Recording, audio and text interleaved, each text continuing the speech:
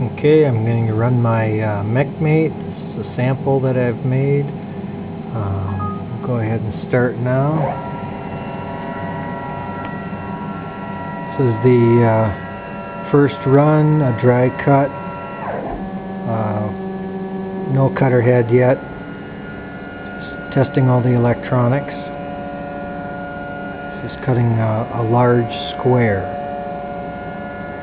or simulating the cut of a large square.